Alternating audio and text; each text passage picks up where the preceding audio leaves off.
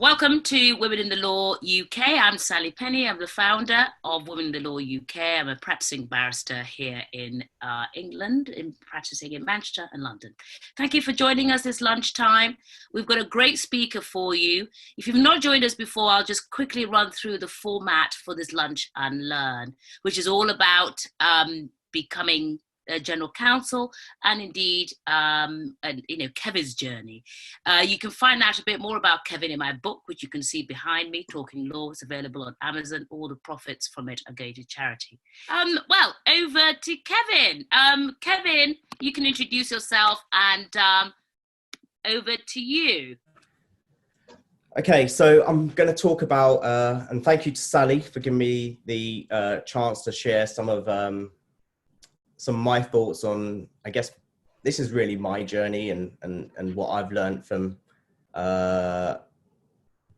my career of how to be a general counsel, but also given that we're living through, I never thought I'd say this, a pandemic. I've got a few slides on how to write this as well. So, a little bit about me. As Simon Sinek says, always start with why. So I guess why has Sally asked me to do this?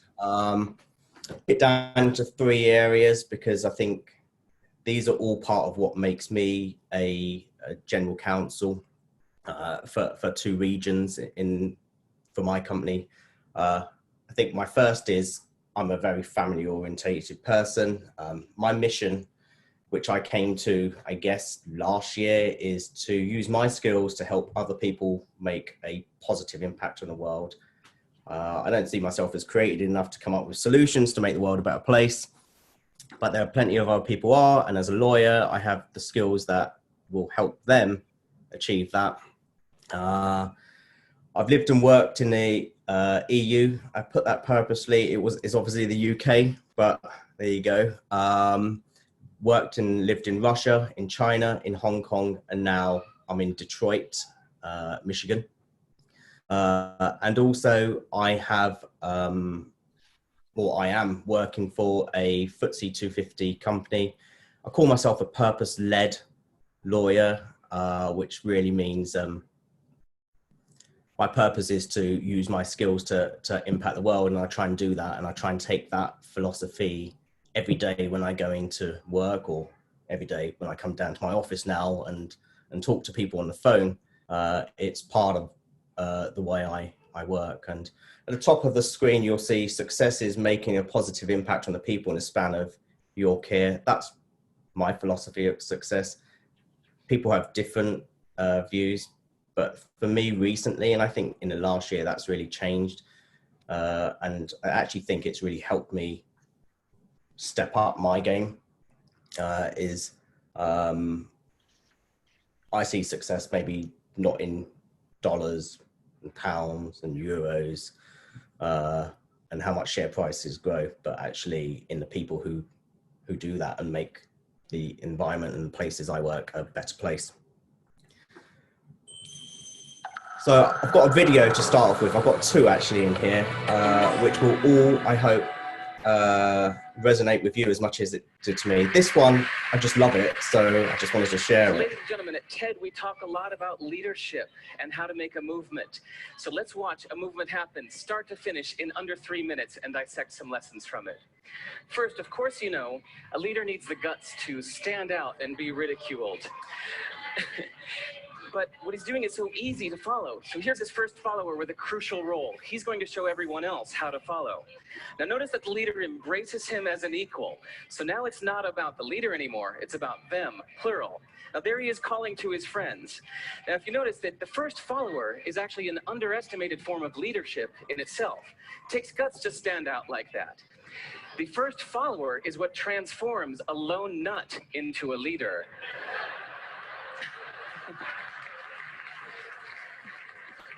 And here comes the second follower. Now it's not a lone nut, it's not 2 nuts, 3 is a crowd, and the crowd is news. So a movement must be public. It's important to show not just the leader, but the followers, because you find that new followers emulate the followers, not the leader. Now here come 2 more people, and immediately after, 3 more people. Now we've got momentum. This is the tipping point. Now we've got a movement. So notice that as more people join in, it's less risky. So those that were sitting on the fence before now have no reason not to. They won't stand out. They won't be ridiculed, but they will be part of the in crowd if they hurry. So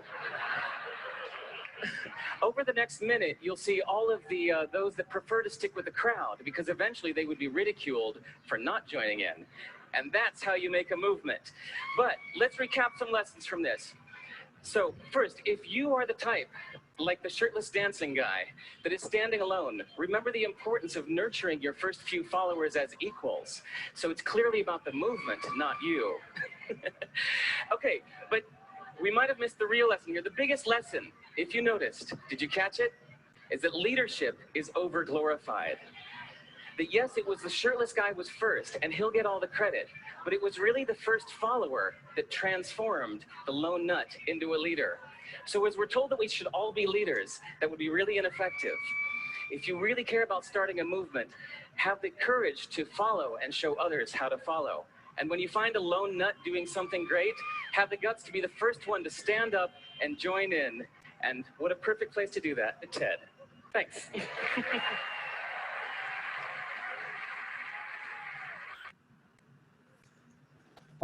So that video for me has a lot of meaning. I love it. I've probably watched it 100 times and I've shared it with so many different people. And when I generally, on every presentation, I can find some meaning in it to relate to whatever I'm talking about. So I get to share it more and more.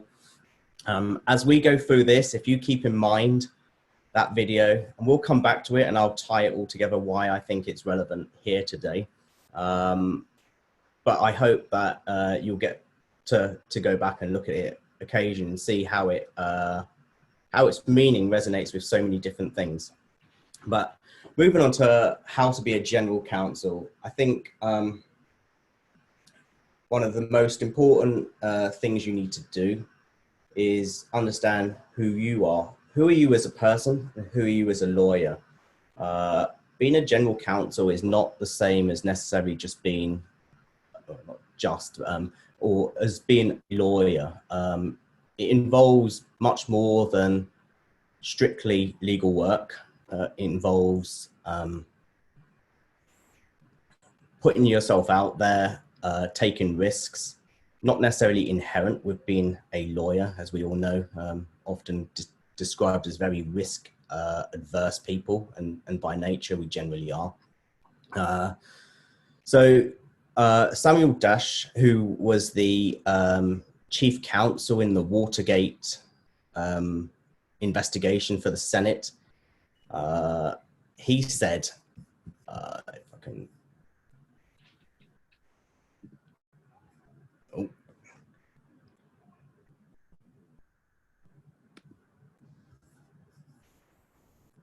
I'm not sure what's happened here. My thing's stuck. Unless you you know who you are, it's going to be very difficult to really support your clients, or deliver true meaning in your legal advice. But if you know who you are, the type of lawyer you are, what you're aiming to achieve, all you will need is your wealth of information and expertise to be able to influence people. And as a general counsel, that's what you're doing. The majority of the time, it's about influencing decisions, sometimes making key decisions, but it's helping other people make the right decisions, both for themselves, for the business, for the organization that they work in, and for and I think outside of that organization as well.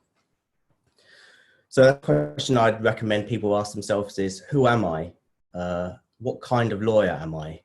You know, if you're the sort of lawyer that doesn't really like talking to people, prefers to have your office closed, work on contracts, work on transactions, being a general counsel may not be for you, because invariably spend a lot more time just talking to people. And it's, for me personally, part of the job I love the most. sitting there reviewing contracts. It's part and parcel of the role, but it's actually the interaction with people that really I love. So taking a step back though, let's look at how the legal department and the function itself has changed, because that will give you some guidance to what's required from a general counsel today. And it really has changed, and the role has changed. It's much more prominent role than it was 20, 30 years ago. So sort of pre-1980s, the in-house departments were relatively small, maybe 1, 2, 3 lawyers who tended to be risk managers. They were tucked away in small rooms, hidden away from most of the business, only called upon to really analyze risk and give opinions and direction on risk, but that was it. Not really involved in the business at all, and it tended to be very much more contract and regulatory focus. That's changed, or that did change, and then sort of between the 80s and say 2000, there was a movement where general counsel and in-house departments were much more of a business partner. They were a manager. They were seen as managers, and they would work with the business, but not as part of the business. And together with outside counsel, the influence of lawyers grew. And it wasn't really, though, until sort of 2000, and between 2000 and 2010, you had a number of big scandals: WorldCom, Enron, Arthur Andersen going down, and then the Sarbanes-Oxley in the US, really bringing in additional regulations on business and oversight on business, which really pushed in-house departments and certainly general counsel deeper into the business, where they became the trusted advisor to the board and the CEO, and particularly the CEO and CFO and the board, where they, and in the US, they were taking on additional risks. Certainly from Sarbanes-Oxley, they were signing off on financial statements where there was personal liability, and it became much more of an issue. They needed somewhere to turn to, and so it really elevated the general counsel role. It gave general counsel a role in that inner circle, in the C-suite, in regional directorships, and working really with management level as part of the team, as an equal member of part of the team. But then after the global financial crisis, and those of you who were working then will probably realize it was always about budgets, slashing budgets, and it's maybe not too dissimilar to now, doing more with less, which I remember when that phrase came out and it was like, well, how long is that going to go for? But it just seems like it's never ended, and it's always about doing more with less. So we are now general counsel who have to be money makers. It's no longer sufficient to look at your operations directors and see how they're doing it. We are expected now to bring something to the table, not just be part of it, but we have to contribute. We have to show how we deliver value. How do we support the business and bring real financial value to a company? That is not going to change. I think it's going to be much more this way, and which is why you're seeing a rising also new types of functions coming in, like the legal operations directors, which are much more prevalent now than I'd never heard of it, quite frankly, when I started practicing in the early 2000s. Now there's so many of these roles being advertised and promoted, and really it's a different skill set to just a pure lawyer. General counsels can do it, but they don't have time. So they're bringing in specialists who've got purchasing knowledge, who've got other financial knowledge, to help technological knowledge and understanding of what's out there in the market. So general counsel's role is now not just managing lawyers, not just understanding financials, but it's also managing like these new types of roles, which which help drive value and show an organization. We're not just here to sit at the table, we're here to participate and be truly equal members, but also be measured by the value we deliver. As a general counsel, though, you're constantly juggling hats. Unlike any other function, I believe, the general counsel have to wear many, many different hats. We're friends of the organization, we're foe. We are sometimes the policeman of the organization, which I hate, but unfortunately, that is sometimes the way it is. We're a business partner, we're HR, we're counselors, we're the conscience of the company. We're constantly juggling hats, and that's not really for everyone. As I said, you've got to know what sort of person you are, what sort of lawyer you are. Do you want to take on all of these different roles? Because as a general counsel, as a leader, you tend to do it more than you may do if you were not necessarily taking that leadership role. So it's something you need to consider when you decide whether you want to take on the responsibility, because once you start juggling, it's a non-stop, and you never want to drop any of those hats. One of the key skills is something really that can't be taught, but it's having sound judgment.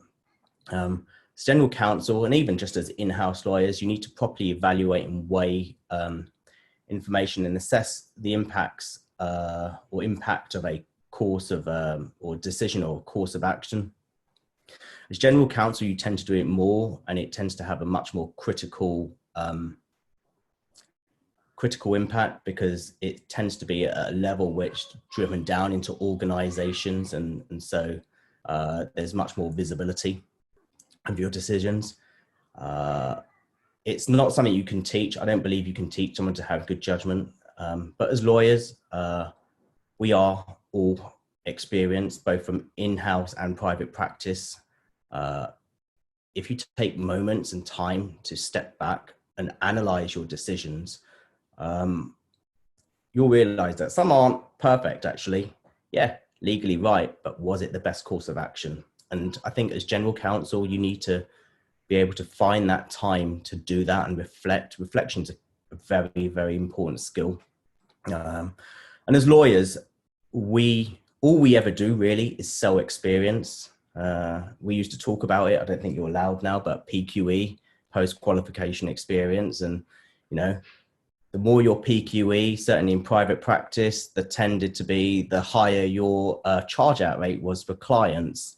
And what is that? Post-qualification experience. That's what we're selling, experience. And I think to develop sound judgment, you need to reflect on your experience. And something I used to do, and still from time to time to do, is when I've had to make a critical decision or give advice and guidance, I used to write down in my notebook that I kept what the issue was, what the decision was, and what the impact and how it played out, and go back. And actually, that helped me learn from that experience and really understand, well, what could I have done differently?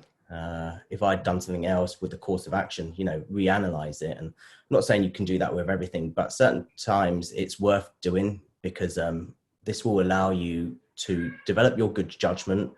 You'll have tested things out, and you'll know where if that sort of decision comes up again that you will need to make, you'll be well guided on where to go. And I think don't confuse having been smart with having good judgment. As lawyers, you are by nature pretty smart, but good judgment is more than just being smart. It's about having good common sense, having good EQ and IQ combined. So don't just take it for granted that I'm the lawyer, of course I have good judgment. It's not always the case. I put this slide in there because this is something I see a lot of.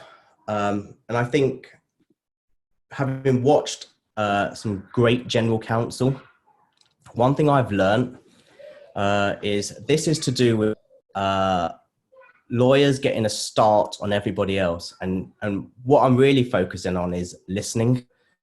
As lawyers, we can sit in a room, we can be very engaged, we can even be making eye contact, but we're not truly listening, because as soon as somebody says something, we're already thinking, how am I going to respond? And that is not listening.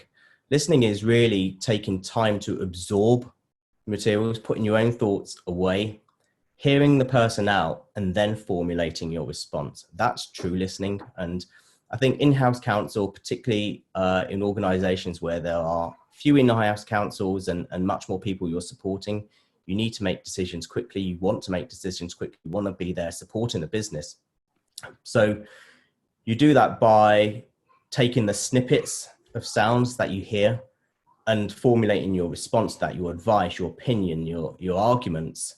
But you don't always hear the people, and that means you're not always hearing what the business people are saying. And they pick up on that and they notice that. And it's this is probably the biggest skill, even from really good lawyers I've seen. I even have it with my boss. Sometimes I literally know he's already, I can see it in his eyes, he's already formulated. And sometimes as a practical joke, I'd sit there knowing that he's going to go one way, but my point is something completely different, and doesn't get it. And I know I'm the same. I certainly, I think probably a couple years into even being regional general counsel, I didn't do that. I was always ready to respond straight away. I wasn't listening properly, and actually what I found was I wasn't truly hearing what the business is saying. I was responding to needs, but not really necessarily the true meaning of what they wanted. I wasn't really dealing with what they actually needed, because sometimes people can say, this is what I need, I want, but it's not necessarily what they need. And being able to listen is a key skill for all lawyers, but certainly for general counsel. How many of you have seen thinks outside the box as a descriptor in job descriptions, particularly for lawyers? It's a think outside the box. Lawyers should always think outside the box. And one of the reasons I actually got the job at my current employer is because when I was interviewed, I recounted stories from when I was in private practice based in China. And the story was, I was in this negotiation with been going for like 3 days non-stop. I'd been literally working. By that point, it was like 48 hours. The meeting got cancelled, the negotiations, the transaction. This was actually to do with London Taxi and their acquisition by Geely. And I remember it was like, I'd done 48 hours. We got to the negotiations. Then the Chinese party said, can we change the complete structure of this transaction? My client said, that's it, I'm done. We can't do that now. We're too far down the line. Negotiations over, meetings over. Kevin, grab all the contracts and let's go. I hurriedly did that. And I was told, go home, go and get some rest. Went home. Apartment was 15 minutes away from the office. I bought myself a McDonald's breakfast. I always remember that. I was just about to tuck into that McDonald's breakfast, and my assistant phoned me up and she said, you need to come back because the meeting's back on, but we're going to host it at our offices. So I did. When we got there, we decided, let's just give the counterparty all of the contracts, give them some hours to read the contracts, and we'll go back in at a certain time. So we did that. They sat in the conference room. There was a group of 12 of them in our conference room, and I could just constantly hear noise, and they was on their phones. They weren't really reading the contracts. So it got to the early evening, and I was sat there with my client, and we were chatting, and I don't think this is going to happen. They clearly haven't read the contract. It's just going to be a pointless waste of time. And obviously you're going to get charged for this time. So I went in there and I said, we're going to be ordering dinner as a group. I'll leave some menus here, but I won't take your orders until you guys are ready to go. What I'd also done at the same time was have my colleagues who were in the office set up camp in a library next door to the conference room, order some of the most delicious and beautifully smelling Chinese food. And we sat there as a team with our client eating, left the door open. I'm telling you, our counterparties finished reading that contract so quickly because all they could do was smell the food. And it was when I recounted this story and we got in there and then we ended up negotiating through the night. But it was that sort of thinking that actually landed me the job here at TI in the first place. It was that understanding and thinking outside the box. Personally, though, I think that's not necessarily the best way to be as an in-house lawyer. I think thinking outside the box is outdated. I think as in-house lawyers, we shouldn't be thinking outside the box. It's more think that there is no box. Don't pen yourself in. If you think there's a box, then you're going to be very close to the line of where that box is. If you think think outside of the box. You're more likely to free your thoughts. And what I really mean by this as well is don't just look at the legal discipline. Don't just read things by lawyers for lawyers. Look at other disciplines. Recently, I've been spending much more time reading about psychology and particularly neuroscience and how certain triggers affect people, how certain behaviors can be inherited, and how, for instance, psychological safety in an organization, the importance of that.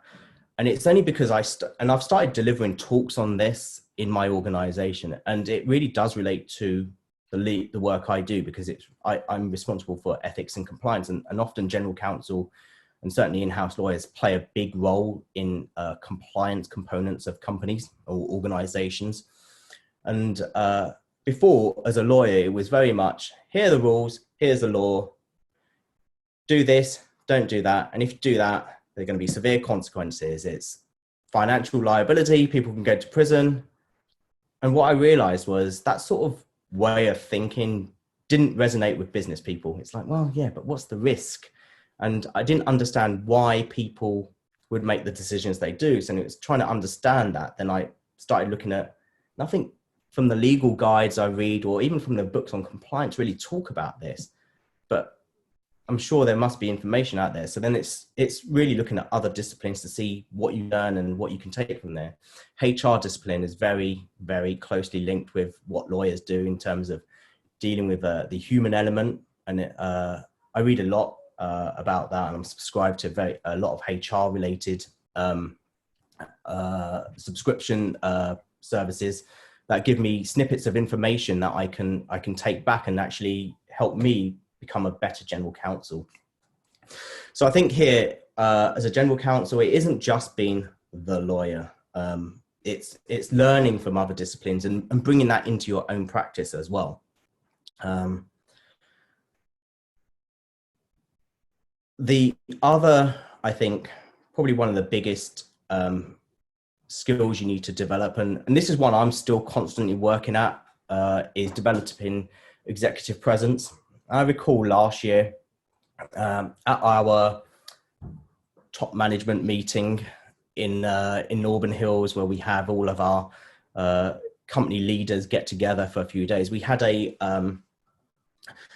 lady come in to talk to us about executive presence and how we can develop it. And I remember thinking this was very much North America centric and slightly outdated, as did most of our colleagues when we started saying, well, how does this work? And actually a huge part of the focus that she talked about was, well, you've got to dress the part, you've got to look this way. And actually, when I was looking for images for this presentation, I would type in certain things like businesswoman, which interestingly, if you type in business person, my wife told me to mention this because I noticed when I was going through this presentation that there's a lot of images of men as opposed to women. And it wasn't intentional, it was just, that's what's available. Is actually, when you search for business person, majority of images are men, which is weird. But anyway, this lady said, appearance is number one. You've got to always wear a tie into the office. You've got to look the part, which is funny because today we're all conducting business from our bedrooms and everywhere else. And I haven't worn a tie in so long. Actually, I'd made it last year, one of my New Year's resolutions, to wear a tie once a week into the office, because I realized, well, maybe, you know, some people do like that. And sometimes it's a bit of a respect for depending who you are. But anyway, some research done in 2014 suggested that the biggest part of executive presence is gravitas. That's really something that I'm going to show you a video about, because I'm not the best person to talk about it, but I wanted an expert to do that. So I'll let her do that. Can you all see the video, by the way? Yeah. Gravitas is a Roman virtue. It means seriousness, dignity, weight. In the modern world, it is about your presence, your power, your authority. It's speaking so others listen. And for me, it's about a balance of your knowledge as a person, your passion, your enthusiasm, and then a sense of your presence, how embodied you are. It's also about an absence of anxiety. People with gravitas show up with ease and calm, and that's incredibly important. Is gravitas a masculine thing? I would say perhaps in Roman times it was. Now it can be masculine, it can be feminine. It's really just your knowledge, your passion, your purpose. All of us can show up in our zone of expertise with that. I look at people like Christine Lagarde, Angela Merkel. Those people show up with a huge amount of gravitas. It's no longer masculine or feminine, it's all of us. 3 practical things that somebody could do to have more gravitas in an office environment. Number 1, get yourself nice and calm before you get into the office. I'm a big believer in mindfulness as a practice. 10 minutes in the morning before you leave for work, or on the tube, on the train, just to get really calm and centered is going to help you at work. Secondly, think about your voice. Our voices are really powerful.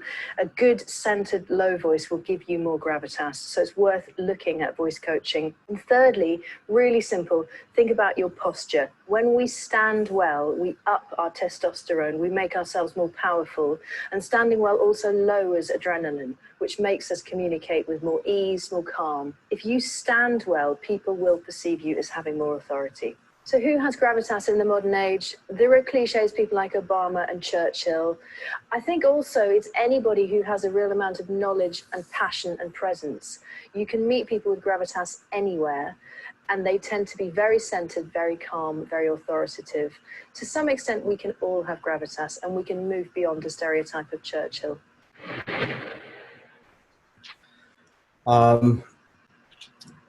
I have actually. I remember when I first got this role, and certainly when I was promoted up to I think it's regional GC for Asia and being moved out there. And one of the reasons was they said I had good gravitas. I connected with people, and I could influence their decisions, and I knew when to be authoritative and when not to be. I still don't see it. Which is why I feel like I'm constantly trying to develop it. And you know, I remember the first time I met our CEO, I thought he was a rock star, and I was very nervous, and it was like, oh, he's giving me 10 minutes. But now I'm much more confident if I see him in the canteen to go and talk to him. And that's about having that presence and that confidence in yourself to do that. And stepping up from being a more junior or even a relatively senior lawyer to being a general counsel is about doing that exactly. It's about having that confidence in yourself to go and speak to people, particularly senior people in organizations. And I know this is about becoming a general counsel, but I think one of my biggest pieces of advice and what I've learned is stop being a lawyer. You need to think like a lawyer, but don't act like one. Often lawyers, there's so many jokes about lawyers. You never hear a joke about a chief operations officer or that, but lawyers, we get a lot of, I think, very unfair, cruel jokes, you know. And constantly when I attend meetings, it's still the same, but it is done in jest. And what I'm trying to say is, you're a business person. That's who you are. You're just legally trained. You deserve to be at the table with all of the other executives there. You don't need to hide behind this shield of, I'm the lawyer, my remit is this. It isn't. If you want to play at the table, then you've got to take part and truly embrace that. So my key message is really, don't be the lawyer. And in a sort of context of any organization, it is really about understand your industry, understand your organization, understand the players. If it's a corporate or business, you've got to understand the financials of that business, because that helps you drive good decision making. And if you don't understand financials, learn how to do it. And there are plenty of free resources online.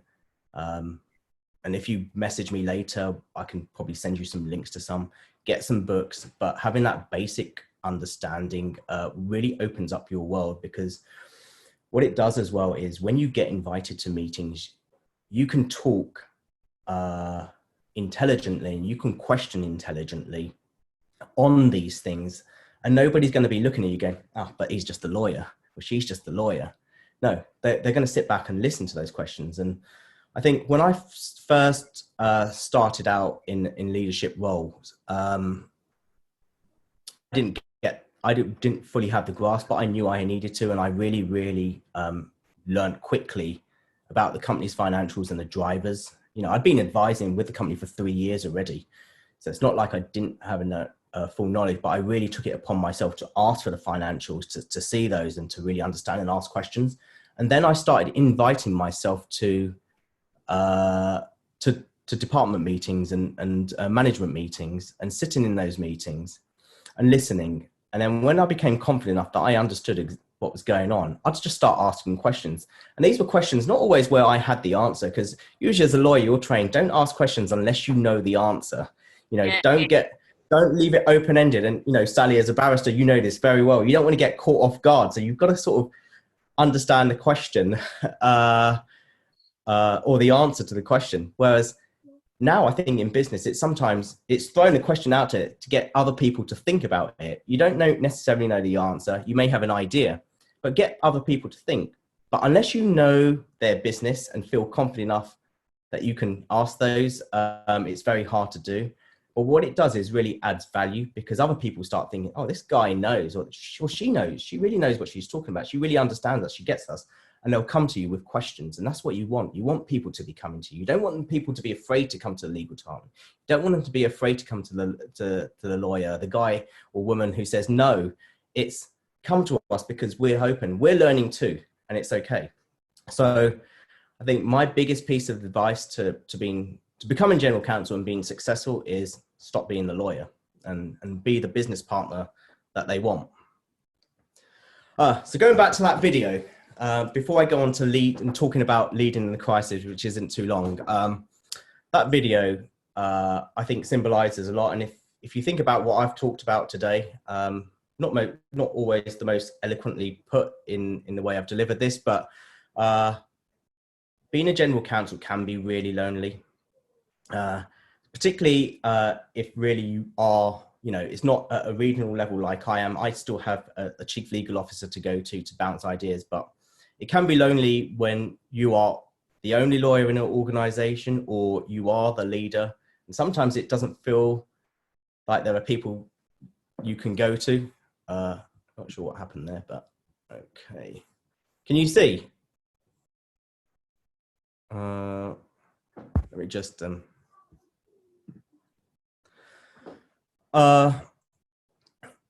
so reach out to peers, reach out to your business colleagues. They are a fountain, and they're also your testing board. They're your followers as well, because talking about gravitas and leading, you need to inspire people to take action, and often that's the business colleagues, and it's not the people in your legal department. It is your peers. You need to inspire them to take the best course of action. And that sometimes they'll throw it back in your face. Yeah, but is this legal, Kevin? Yes, it is. It is legal. But I throw it back and say, but is it the right thing to do? And I think that has to be a balancing point in every decision, and how you inspire people. And I'll give you an example recently. My company, we're supporting helping critical workers during this pandemic. Automotive industry, we've closed down. All across Europe and North America, we're making no money at all. We have all of our manufacturing plants closed down. But we are supporting certain companies with producing critical equipment that will help the workers in hospitals, help us get through this pandemic and save lives. So in the states like Michigan, where we are closed and there's orders saying you must stay at home, and they're pretty strict, we're allowed to operate. So we've gone to our employees and said, well, can you come back to work? And speaking to one of my colleagues, she gave advice, and I saw this when I was copied in. It's like, well, yes, we can, we can jump in, we can just mandate them to come back. And if they say no, unless it's for reasons of COVID, we can just say to them, look, we're just going to inform the State Department that you are not unemployed because there's work for you, and, they'll be required to work. So I jumped into this conversation and said, yes, we are legally able to do that, but is that the right message we want to send to our people in a global pandemic where it's actually about health issues? It isn't about financial. Yes, we're going to be doing a good thing, but you can't mandate somebody to do that. It's like going to war. You can't force people to want to go and put their lives at risk and potentially affecting their families.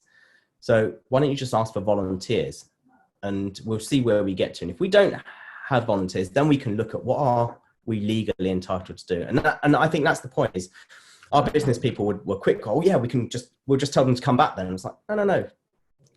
That is, you legally can do that, but it's about doing the right thing as well. And sometimes there's a very, very thin line. I try to err on the side of let's do the right thing. And, I have a slide which I use for compliance training, which shows a Venn diagram, and it's that little bit in between where the two intersect. And that's where, as in-house lawyers, we truly add value, and we should be driving our colleagues, both our lawyers that we work with and also our business colleagues and other people in our organization to operate in that area. I put Ruth Bader Ginsburg there because she at times has been a lone voice. I think she's a hero of mine, as Sally knows. I think she's an amazing person, and she's been doing it for years. She's now got rock star status amongst many, including me. She inspires people to take action. She was a lone voice at times, but she was successful. And I think she really sums up that crazy dancer or the follower, depending on which way you want to look at it. And I think that's, as a general counsel, you're both. At times, you are going to be that crazy guy dancing, saying, yeah, I know you want to go this way, but I'm over here, guys. And, hopefully, if you've got that gravitas, if you've got that presence, if you've got that judgment, if you've connected in a way which is not just the lawyer, eventually they'll come to you. And other times, you're going to be the follower. It's somebody else's decision, but you're going to be, it's a great decision. And part of your role then is to help push that decision forward, push that great idea forward. And so it varies in the situation. But I guess in a nutshell, that's my journey and how I view you become a general counsel.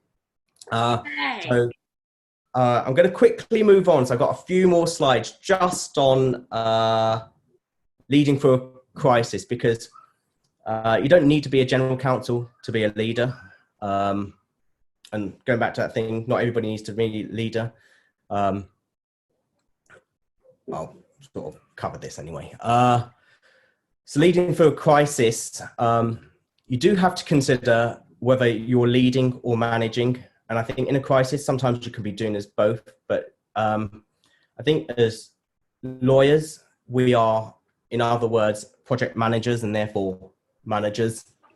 Being a leader as well is critical in a crisis like what we're experiencing now, where we're all feeling our way through it. There isn't a playbook. Everybody I speak to says, well, in 2008-9, during the financial crisis, we did this, this, and this. And I said, yes, but that was different because this is a crisis about affecting people's lives in a way that's not just purely financial. It's about actually living or dying. And I think the dynamics of this crisis is very different, which as lawyers, actually, we can excel in leading as opposed to just managing. And there is a difference, and there's so much resources, but I'm a guy who loves quotes, and I read a lot as well. And Stephen R. Covey wrote 7 Habits of Successful People, great book. His son also wrote a book on trust, The Speed of Trust. Stephen M. R. Covey is his son's name. Recommend reading both of those. I quote for them in pretty much every sort of presentation or training I deliver. But he says, management is efficiency in about climbing a ladder to success, whereas essentially leadership is determining where is the ladder in the right place. And it's making sure that the people who are managing have the tools to actually do that. It's giving direction so that others can implement, but to do that, they need to trust you. And don't expect blindly to be followed, because it invariably it's a short term. It's something that works in the short term, but never in the long term. And so in a crisis, as a lawyer, a huge part of your role will be advising, but also giving tools and stepping up to be able to do that. So when you're leading in the crisis, leaders will take the long view. Managers are very much short term. It's what have we got to do now, to get us to here. Recently it's been furloughs. Do we furlough? Do we don't furlough? How do we do this? What do we need to do? What are the, where I am, it's in the US, it's very much state driven, different employment laws in different states. It's like, so business people are saying to me, well, what can we do in Michigan? What can we do in Georgia? What can we do in Alabama? I'm not qualified in any of those states, but it's about research and speaking to people. So here's the immediate thing, but here's the information you need. But to make your decision, here are the tools. So here's what you can do, but where are you going to get to? Because remember, you need these people to come back because we plan to have a business. So you can take these actions here. Yes, you've done your job, you've executed exactly, but what happens when you need to restart? Where are these people going to be? What are you going to do? Here's your options for that. And that's about taking a longer view. Where is your business going to be in 12 months' time? We want it to be here. So how do you make that happen? And so we need to be thinking as lawyers, not just immediately helping the people we need to help today, but also what are the implications of our decisions going to be down the line? Because that's really when we're going to see the true impact of this crisis. I mean, we are really, now is the human element of this crisis, and I know people are hurting financially as well, but the true impact is going to come once we start going back to work. What's left, what's there, how do we get back? People's sentiments are definitely going to be changing because of this, and it's as a leader and as a lawyer, it's helping them be thinking about not just today, but what's going to happen tomorrow. You've also got trust your people to make the tough decisions and provide support and guidance. That's, we are counsel, and that's what we do. We support and we guide. Time is of the essence. I threw in that lawyer term there, but it truly is in a crisis. It's all about timing and trying to be one step ahead. And what I found is our business folk have just got so many different things coming at them. They're really just dealing in the now. I've got to be effective and support them properly. I have to be in the now, but also trying to guess what's coming. And that really links back to looking ahead and being able to deliver timely and quick advice because it's needed on the spot. Order over control. We can't control everything. Lawyers, we love to control everything. We love to know how things are going to play out. We can't. So as a leader, you've got to decide what decisions you need to make, delegate everything else. You can't be taking on all of the tasks that you would normally want to be involved in or take on. You've got to trust the people, you've got to trust your colleagues to do the right thing. And then analyze it after, just get the job done now. And as a leader, if you establish clear guidance and principles as to what people are doing, what you're doing, how it affects and how it helps the overall mission of the project or program or decisions, I think you'll find that if you've got the right people and you trust them to do the right thing, they'll get on and just execute. And that's the management part of it, whereas the leadership part is giving them that guidance and establishing the principles around how they operate. Almost at the end here is everybody matters. I took this from a guy called Bob Chapman, who I recommend you read his book on leadership. It's in any crisis, it's always going to be about the people. And this crisis more than ever is about people and life. So as leaders, we've got to unite people in their efforts and their goals as valued members of a cohesive team. You've got to be honest, transparent and open. Speak to your colleagues, your peers openly. It's the best way. Don't hide anything. If you don't know the answer, particularly like today as lawyers, I don't know the answer to everything. This is all new for everybody. We're trying to make guesses. New legislation, how things are supporting, government incentives. I don't know the answer. It literally came out 2 hours ago.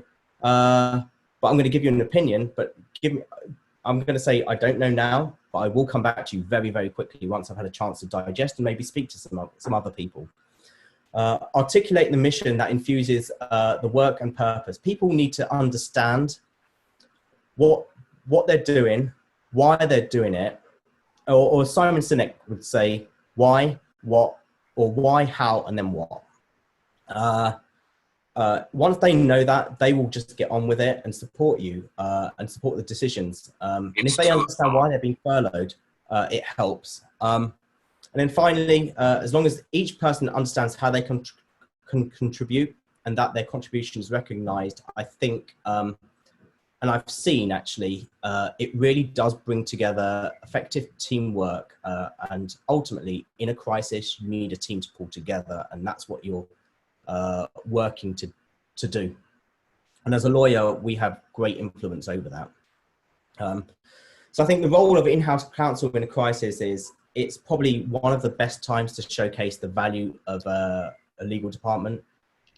Most times, your work is pretty steady.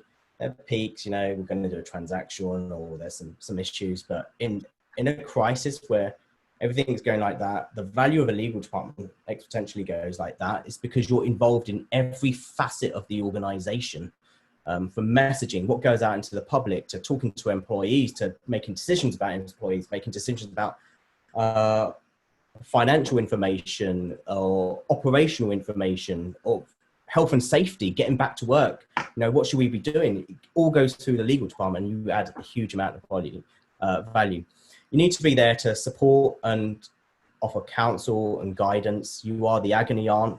It's a lot rests on your shoulders. You've got to control the message.